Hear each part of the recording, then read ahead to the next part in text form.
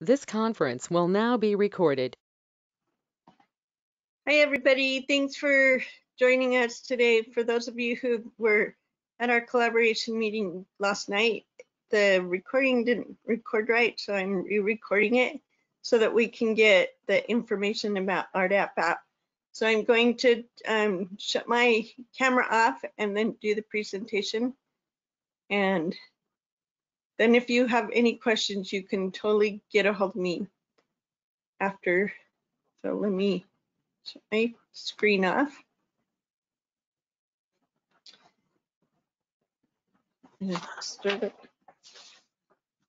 I'm grateful that you want to learn more about the Rapid Disaster Assessment Plan. This plan is an awesome way to have an organization to assessment and to not have to keep trying to maintain it constantly. So I'm excited to share it. More and more, I see the benefit of this plan.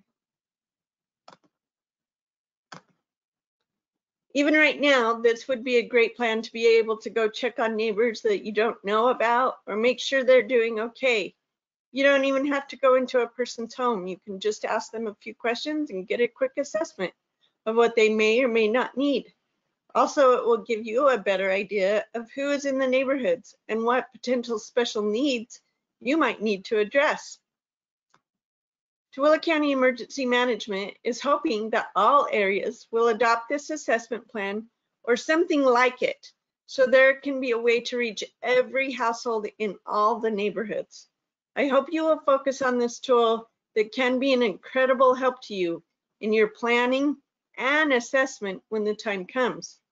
I don't have all the answers, but I do know that this is doable. You can do this. And it will help our communities be that much better able to respond and help when the help is needed. So here we go. The program was introduced to me by Ken Crowdy. He works with the Division of Emergency Management, and he had gone over to Puerto Junta to help assist during Hurricane Charlie. He gave the presentation to our group, and he sent me his slides and pictures. So much of this is directly from his presentation. These are some of the pictures he took. You can see the roof damage done to this home and notice the Charlie garage sale sign. This is what's left of Elegant Lee's bridal and formal wear. Unfortunately, we have seen pictures like this here in Utah. The winds can be so strong at times and have damaged houses and have uprooted trees that affect a whole neighborhood. This is what I call air conditioning, right? He went into the church that belonged to the Church of Jesus Christ of Latter-day Saints, and it was packed with people helping. The rooms were full of supplies, but the thing that intrigued him the most was people running in and out with little clipboards. Thus, this plan has been implemented before, and it works. The Rapid Disaster Assessment Plan. This is a tool to help neighborhoods get an idea of where help is needed and where damage is at, and will also help emergency management get a better idea of the bigger picture in residential areas during a disaster. While the block captain programs were a great tool, it had many flaws that made it difficult for it to be maintained. It often used pre-assigned callings, required some pre-training and assignments, and often those assigned would either move or were just unable to follow through. So now a new block captain had to be found. Sometimes the reporting procedures were difficult to maintain, and even if radios were used and could be advantageous often, became complicated because channels can be changed so easily. While initial setup was great, it had to be maintained and revitalized. And this is where the breakdown happened. It is often just too much to keep up with. As I said before, RDAP is a tool. It can be implemented by spontaneous volunteers. Whomever shows up can do this plan, and it doesn't require certain people to know what to do. It can be managed by the first person at the designated meeting place with no initial training because of the instructions that are all part of the tool. It doesn't require electricity or phones or radios, although they can be used, but it is not required for this tool to work. Also, it utilizes a predetermined meeting place. That way, people will know where they can go to for help. While the example of Ken's experience was at a church, it doesn't have to be at a church. It can be at clubhouses or schools or even homes or other buildings. Churches are just a natural gathering place. Many people happen to go to churches because they often know that they will find help there. When the towers fell on 9/11, many people went to the tiny little church just a couple blocks away and prayed together and came together to comfort one another. Churches are often a good place because of the geographical nature of churches. They are in the neighborhoods, and often people can get into them quite easily to help the neighborhoods. Churches often become a place of information and a way to know where people can help and to get help. So in my neighborhood, the church building was probably 10 blocks or so away. So my bishop said, let's just start where we are and live where we stand. Let's keep it in the neighborhoods. So that's what we're doing, having the tools be housed in people's backyards so we don't have to go all the way to the church and all the way back. And I'll talk about my plan a little bit later. So here's the RDAP tool. It really doesn't take up much room. Although the kit does have a few more parts to it, the basics of the RDAP are housed right here in this white basic binder. Here are the elements of what make up that binder. It's a 3-ring binder with instructions right in the front on how to set up the tables and what should happen. It describes the basics of what should happen and then goes into detail for each section to know what to do and how to perform the needed actions. There are forms for tracking all the volunteers. This is important for 2 reasons. It gives you an idea of where everyone is and what they are doing, but it also gives proof of the volunteer work done by the people in the neighborhood. In a major disaster, after certain parameters are met, FEMA may help with the recovery and restoring of cities and jurisdictions. The volunteer hours can go toward the match that the cities must put in toward getting that help. And even if FEMA doesn't come, those hours documented are still important to the recovery of an area, and it helps in resilience and healing. Also in this tool is a map of the area divided into sections, and then the pages that are needed to do the assessment, and then other forms that will help in the process. We will go through all of these parts in just a bit. This is an example of the notebook with its alpha sections. Here's kind of a picture of the basic setup. You'll need 3 tables set up and a place where people can sit down if needed. Here is the flow chart of how things should be set up in the flow of volunteers. This can be found in the files that we'll talk about in a minute. After the 3 tables are staffed with people, the next volunteers that come are sent out to start doing assessments. It's always in pairs of at least 2. The pair makes sure the record to record when they left, and they leave with the forms and the map for their alpha section they were assigned. When they are finished assessing their section, they come back and check in and return and report what they have found. We will go into that more detail in a minute, but I wanted to give you a quick overview of the process. Here's an example of the map with the alpha sections detailed. Here's an example of the summary form. Here's the check-in sheet. Here's the alpha section instructions and rules that every pair will get before they go out. Here's the form for volunteers to know what to look for as they make their neighborhood assessments at each house in their alpha section. And here is an example of the detailed sheets for community leaders to know what next steps need to be taken. This form helps to clarify things and to make sure the right kind of help can get to the right people who can help and who need help. I'm going to take a few minutes and show you a very basic rendition of how the setup would be at the meeting place. Then I will show you how the binder is made. So here's the meeting place. whether it be at a church or a parking lot or someone's yard or some other building. Here's the basic setup. You decide where you want your meeting place to be. So something major has happened in your neighborhood. You've checked on your family and made sure everyone is all right. You can even check on your neighbors if you'd like, but you know that it would be best to start the assessment process so help can get to more people sooner. So you head to your meeting place and you are the first one there. Hopefully you can get into the building that houses the kit.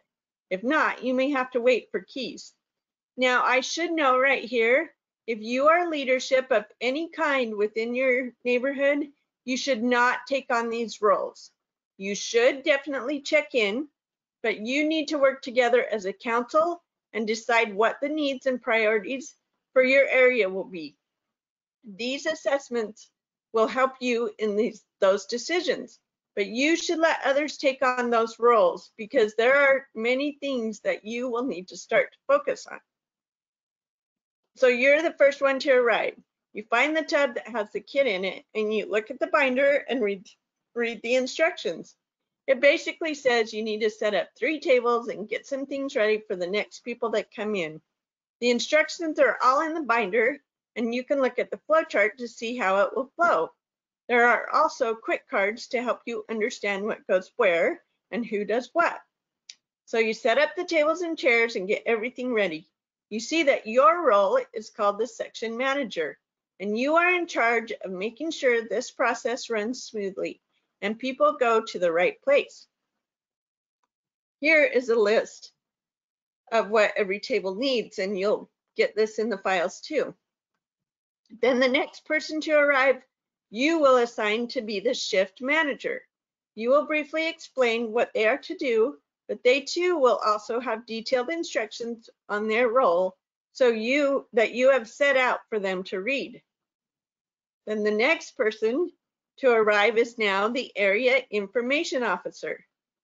And just as before, you explain briefly, but all the instructions are on the sheet you have placed at the table for them to begin their role. The next people to arrive are now the volunteers who want to help. Anyone can help, I would say 12 and older. There must always be 2 people per team. It can be a husband and wife, or mother and child, or 2 older teenagers of the same sex, or 2 women or 2 men.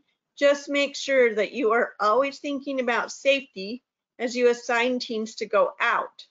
Also, as you think about how long they may have to travel, be considerate of a person's limitations. There is always somewhere for someone to help, even if they can't go out and assess. And don't think that there is only one person at a table.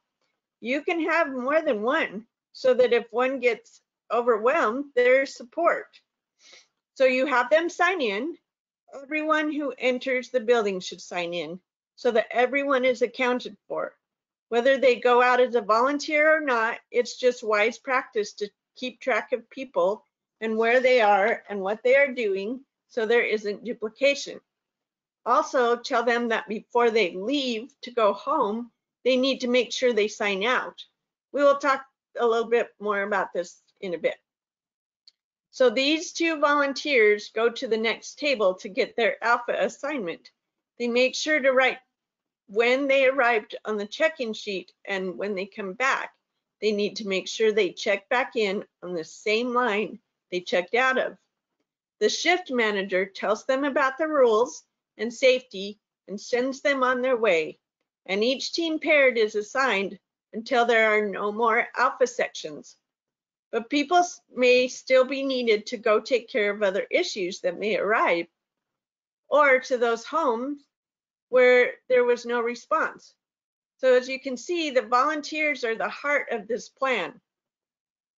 When those pairs come back, they come back and check in on the same sheet, that little where the red circle is, and they're given the summary sheet back and head to the area information officer. The person goes through with them in detail about each house and writes down on the detail sheet all that they can.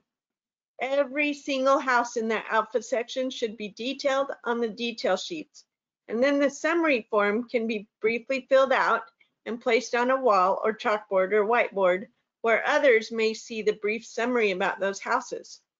The area information officer thanks the pair for assisting with the assessment efforts and says they need to take a break, but if they want to assist more after their break, go back to the section manager and start the process with a different alpha section. So back to the area information officer. The detail sheets that this person has written up is divided into red, yellow, or green. The red means that the household needs some sort of help, and the detailed sheets will tell what kind of help is needed. The yellow marked sheets means that there was no response and they should probably be assessed again to see if anyone there needs help. The green ones mean that the household is well, and those sheets just go in the back of the binder and kept as a record. The reds need to be taken to those that are in leadership so they can start assigning to go help them, and also for the emergency management to know where the help is needed. All of these reports give both neighborhood leaders and emergency management a big picture of where the greatest needs are and where the needs are in the neighborhoods that can be taken care of. This is where response and recovery start to happen. So that's what happens at the meeting place. And the RDAP tool is being used doing that. But before any of that happens, the tool must be made. So you can see that parts of the tool are mostly done for you with the forms. You just need to make it fit your neighborhood. So let's go through the process of what it takes. First, you need to start with a map of what area you want to cover. Then you will need to divide it into sections of about 10 to 12 houses, but no more than that usually, because remember, this is a rapid assessment. If you do too many houses, it will take longer. You can go less, but approximately 10 is a good number. Then assign a letter to each of those little sections. That is where you will get it all started and organized. It all starts with the map. It is the most crucial part. And we can't do that part for you. You have to do it, but it is doable. For those of you in Tooele County, you can go Google Tooele County Geographic Information Systems, or you can use the Tooele County School District boundary maps, or parcels.utah.gov can be helpful, or there's another site called landgrid.com. You can also use the Google Maps from Tools, but it usually doesn't show the lots. It is better to have a map that shows the lots, and even better if you can get the address. I have found that a combination is the best way to get what you need for the most part. I know that the county is growing way faster than we can almost keep up with, but keep searching and you may find what you need. If anyone has any other better ideas, please let me know. I used multiple resources to make my maps for my neighborhood. The nice thing about all of this is you don't have to know who lives there. You just have to know an address. It's based on address, not on people. That way, if people move, it doesn't matter. The house is still there, and whomever moved into it is now the family that will be cared for, because it is by house number. Here is just one portion of my neighborhood that is divided up into 10 houses each. So once you've divided it up all into alpha sections, then you need to start filling out the forms with the addresses. So the people who are going to be doing the assessing are ready to go out and know exactly what house numbers they are supposed to assess. So the next part is to fill in the summary forms with all the addresses, and then fill in the assessment sheets with the addresses. These can be handwritten or typed or even merged through the program, and Roland Smith said he would help you with understanding that if you would like, and his contact is going to be at the end. Now that you have those forms, you just need to make copies of the other papers that will go with each alpha section and put them together in either a folder or a clipboard. I put mine in a folder. Then if I had a clipboard, it could be used. But since I don't have a lot of room, and a lot of money, I opted for putting everything in a folder. It works well. I do have some clipboards, probably just not enough for one for each folder. This is a picture of all that is in the folders that I made. For mine, I have flagging tape in each folder of each color so that every house can be tagged one color, so that every house has a flag so it can be seen easier for those that will come back, and it'll be able to be noticed easier. And it helps for those who are assessing to know what the houses have been assessed at. They can be ordered online. I get them from a company here in Salt Lake called Tri Combined Resources, and then go pick it up so I don't have to pay shipping. Here's the web address for the flagging tape. There are other companies that have flagging tape too. Just Google flagging tape. I also have another sheet, as I said before. This can be tweaked to fit your neighborhood. I have included a link to the files in the description, and I can email it to you if you'd like. In working with others, we have recognized the need for mechanical pencils for this tool, because a regular pencil that breaks will need sharpened. Pens won't work because they dry up, and if the kids are outside, they will freeze. So mechanical pencils are wise because you can always add the little leads for extra supplies. So here's the binder that I made up for one of my zones. Oh, it wasn't this one yet. It has the pencil case with extra pencils and leads, and the badges and extra stickers and the detail sheets, and I'll show the binder in just a minute. Here is a table setup quick card. Whoops, I'm going the wrong way, sorry. Okay, this is the table quick card. This is volunteer one's quick card, who is the section manager. This is volunteer 2, who becomes the shift manager, and volunteer 3, who becomes the area information officer. So this is a good tool to have, and it's very doable. This is also just a part of what should be your neighborhood plan. For those of you that are members of the Church of Jesus Christ of Latter-day Saints, look at the Ward and Stake Emergency Planning Guide. In there are steps you should take, and this tool can fit nicely into your plan. You can get a lot of information about the disasters in our area, and the contacts you may need can be found on our TooeleReady.org website or in our Tooele Ready app. The part that you need to do is to get to know who may have special needs within your neighborhood, not just the members, but everyone. This is a neighborhood plan. This can be set up by anyone. It doesn't take leadership of any certain kind, but we are sharing this as a tool to use for those wards and stakes that are trying to make a plan. This is the best way we have found to have organization, but not too much maintenance. When there is a lot of maintenance, plans don't get made and kept updated. So this way, the initial tool can be made and then just kind of sit there until there are changes that need to be made. I would say it would be a good idea to practice, even just a portion of it. The most important is for neighborhood members to know where it is and that there is a plan and that it can be carried out by anyone, because the information is in the kit that will lead anyone through the steps. As we have all experienced lately, disasters don't pick and choose. They affect everyone, and the effect of it is different for everyone too. So we need to be vigilant and prepared to help when needed. I would also encourage you to go to our Facebook page and Twitter feed and follow us for the latest information that emergency management will post with the latest updates. We also encourage you to share about Tooele alerts.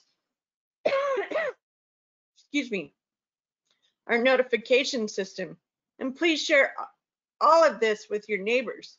You can sign up for it right on our Facebook page or on Tooele Ready.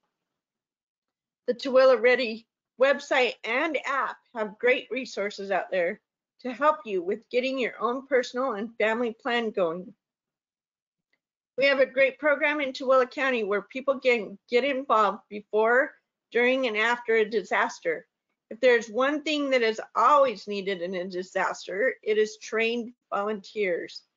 Tooele Responds is a 501c3 organization specifically tasked to assist Tooele County Emergency Management in training volunteers and making sure there are volunteers in the different areas that will be needed.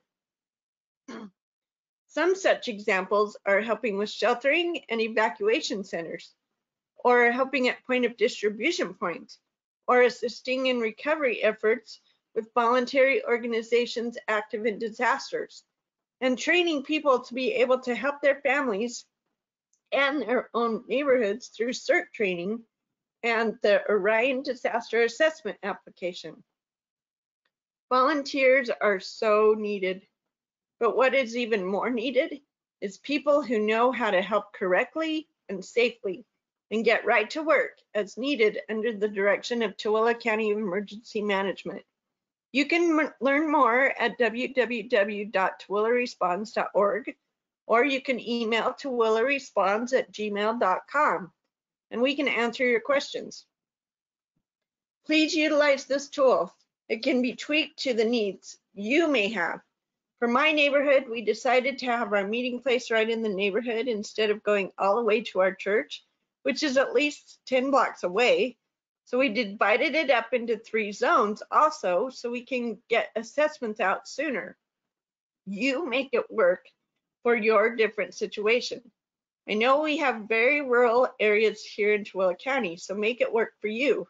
Just use the basic principles.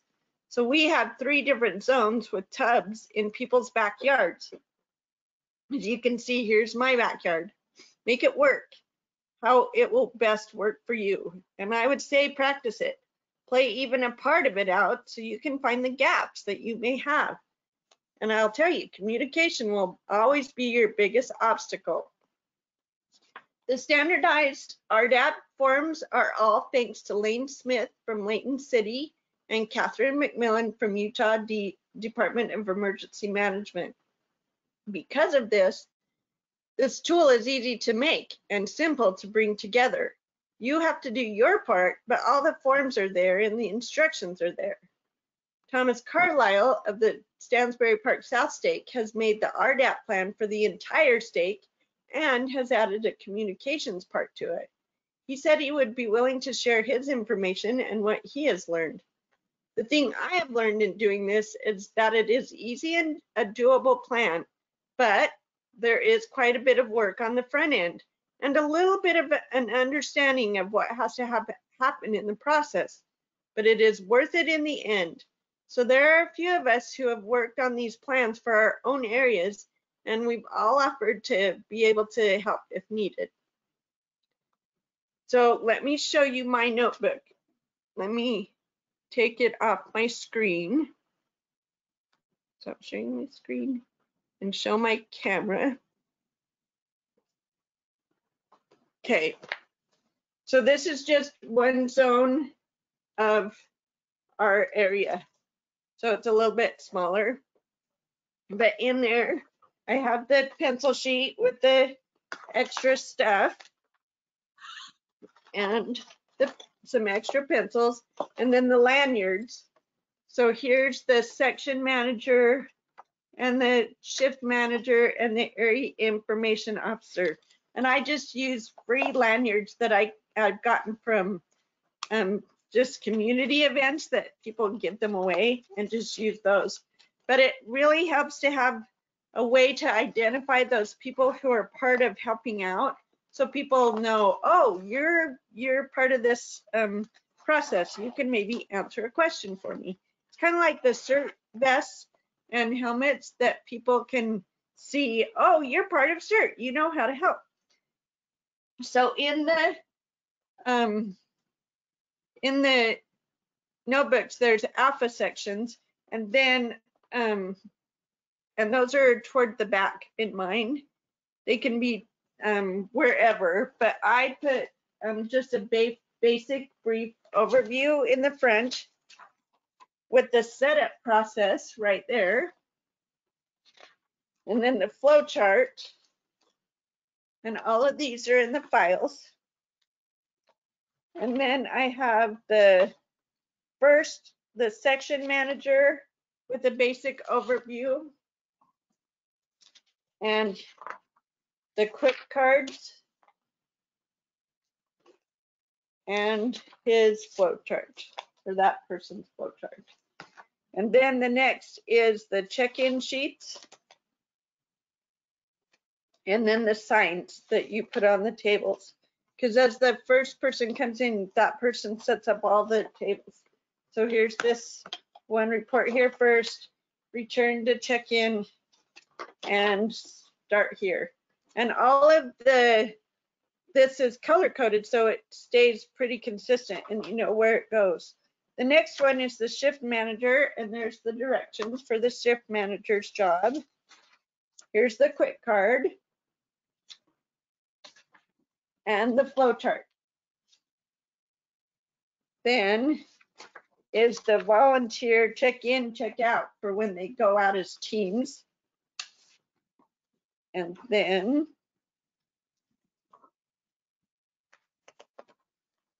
the information officer instructions, quick card, and flow chart.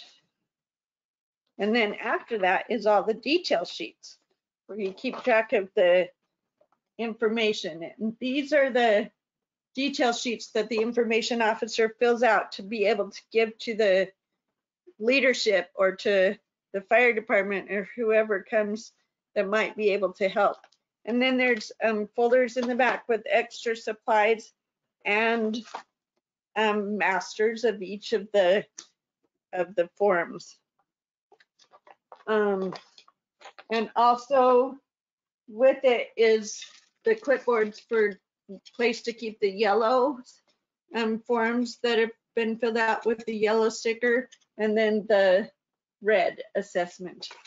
And oh, I forgot to show you on the detail sheet. On the detail sheet is where you put those stickers that say need help, so that's red, no response is yellow, and then green is okay, and those are the ones that go back. But those red ones need to go to the leadership so that people can get help. Those yellow ones need to be reassessed, and the information officer needs to make sure that the section manager gets that information so they can be reassigned to go out to be checked. And then there's the folders of all the alpha sections. So I use folders, and see there's rules, and then also some more instructions, and then all the forms that they're going to need to be able to do what they need to for the whole assessment for that part with the map. And also here's the flags, the flagging tapes, and there's like one color for every house. So just in case, you know, you have, you want to make sure you have enough for every single house to have whatever color it needs. And there's the pencil. And I put extra leads in the pencil so that there will be enough leads. So that is the basics of what the binder looks like. So here is my contact information, and Roland and Thomas, if you want to get a hold of them to be able to help you, they would be more than happy to do it. And we all want to make it successful for you. We cannot do the program for you, but we can help you and help you make it so that it works for your area. Because I will tell you, every single area, even if you're in the same town, is different. So you can make it work however you need to. It's okay to tweak it. If you need to redo the forms, redo the forms. As long as they've got the basic things of what responders are looking for, then you can do whatever you want for it. if you have any questions, please let me know. One of the questions from last night was, well, if at a church you set up the tables and the chairs, well, if it's at a home, what about chairs? And I would just bring out my lawn chairs that I had, and then if I needed a table, I'd just ask neighbors, because most people have something to be able to help, and all you have to do is ask for help. When we had our little block party, people just brought tables and chairs and whatever food, and they just brought whatever, and everybody kind of just helped each other out. And that's really the whole point of all of this, is to become a neighborhood and help each other out and become the resource to each other, and knowing where the help is needed and where your resources are is very helpful to know too. So please, if you have questions, let me know. The information, the link will be in the description in the YouTube video of the files. Hopefully it'll work. If it doesn't, please email me. And thank you very much for your attention and for all that you do in the neighborhoods. Really, this cannot be done without people. And emergency management just had a shakeout drill today, and it was very good because we learned a lot. And so I would say, do tabletop exercises or play out a scenario within your neighborhoods and see what things you might need and what gaps you might have, because oh my goodness, you will be so grateful to close those gaps way before a disaster ever happens. And so that's what we did today, and we're so grateful because we had a lot of hiccups for a lot of different reasons, and you will find the same thing, but it makes so much sense to go through your plan and have a plan and make sure people know about it. So please let others know, and if you need any help, let me know. So thank you so much. Have a great day for the rest of your week, and I hope you're all doing well. See ya.